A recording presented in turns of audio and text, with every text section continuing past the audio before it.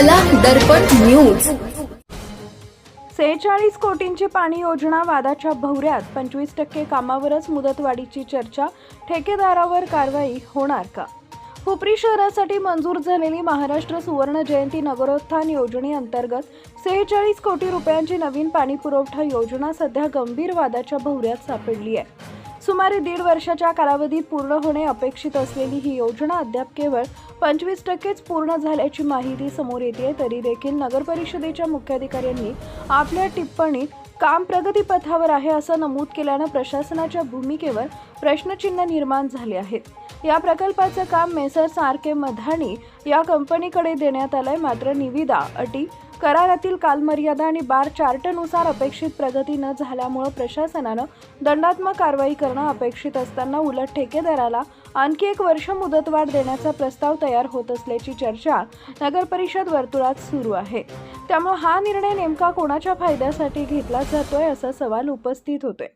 दरम्यान या प्रकल्पात प्रत्यक्ष कामाची प्रगती कमी असतानाही मोठ्या प्रमाणावर बिलं काढण्यात आल्याचे आरोप स्थानिक स्तरावरून होत आहे। जर काम केवळ 25%च पूर्ण झालं असेल तर आतापर्यंत नेमका निधी किती खर्च झाला, बिलांची पडताळणी कोणत्या निकषांवर झाली, मोजमाप पुस्तिका व तांत्रिक प्रमाणपत्रांची तपासणी झाली का, याबाबत स्पष्टता नसल्यानं आर्थिक पारदर्शकतेवर प्रश्न उपस्थित होत आहेत।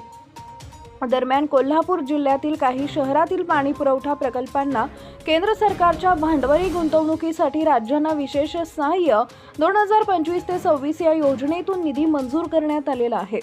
राज्य शासनाच्या 2 मार्च 2026च्या निर्णयानुसार कुरुंदवाड पाणी पुरवठा प्रकल्पासाठी 5 कोटी रुपये, जयसिंगपूर व कागल शहरासाठी प्रत्येकी 10 कोटी रुपये असा निधी मंजूर झाला आहे। या निधीतून पाईपलाईन सुधारणा, जलसाठा वाढवणे आणि पाणी वितरण व्यवस्था मजबूत करण्याची कामं होणार आहेत। मात्र हुपरीची 46 कोटींची योजना प्रत्यक्ष सुरू असतानाही अतिरिक्त निधी का मिळाला नाही असा प्रश्न नागरिक विचारत आहेत।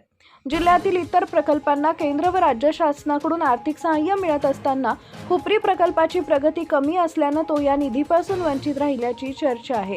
स्थानिक नागरिक व सामाजिक कार्यकर्त्यांच्या मते इतक्या मोठ्या प्रकल्पात ठरलेल्या कालावधीत काम पूर्ण न होणं ही गंभीर बाब आहे। काम केवळ 25%च पूर्ण झाले असताना ठेकेदारावर कारवाई करण्याऐवजी मुदतवाढ देण्याची तयारी सुरू असल्यानं प्रशासनाच्या निर्णय प्रक्रियेवर संशय व्यक्त केला जातोय। काहींच्या मते या योजनेत प्रशासनाच्या निष्क्रियतेमुळे किंवा चुकीच्या निर्णयांमुळे नगर परिषदेला जवळपास 10 कोटी रुपयांचा नुकसान होण्याची शक्यता निर्माण झाली आहे। सार्वजनिक बांधकाम किंवा नगर परिषदेच्या करारांमध्ये ठरलेल्या वेळेत काम पूर्ण न झाल्यास प्रशासनाकडे खालील पर्याय उपलब्ध असतात ते असे: विलंबाबद्दल दंड आकारणं, बँक गॅरंटी जप्त करणे, करार रद्द करून नवीन टेंडर प्रक्रिया सुरू करणे, कामाचा काही भाग दुसऱ्या एजन्सीकडे देणे।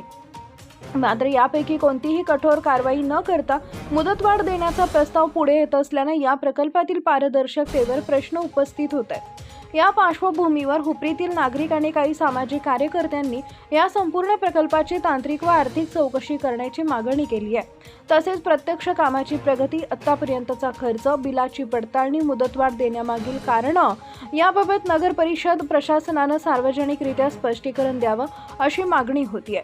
हुपरीसारख्या वाढत्या शहरासाठी नियमित व स्वच्छ पाणी पुरवठा हा अत्यंत महत्त्वाचा प्रश्न आहे। त्यामुळे 46 कोटींच्या या योजनेतील कामाचा वेग वाढवणे, ठेकेदारावर आवश्यक ती दंडात्मक कारवाई करणे आणि पूर्ण प्रक्रियेत पारदर्शकता राखणं हे नगर परिषद प्रशासनाची जबाबदारी असल्याचं मत नागरिक व्यक्त करतायत। आता या प्रकरणात प्रशासन नेमकी कोणती भूमिका घेते आणि मेसर्स के.आर. मधानी कंपनीवर कारवाई होते की मुदतवाढ दिली जाते, याकडे हुपरी शहराचं लक्ष लागून राहिलं आहे।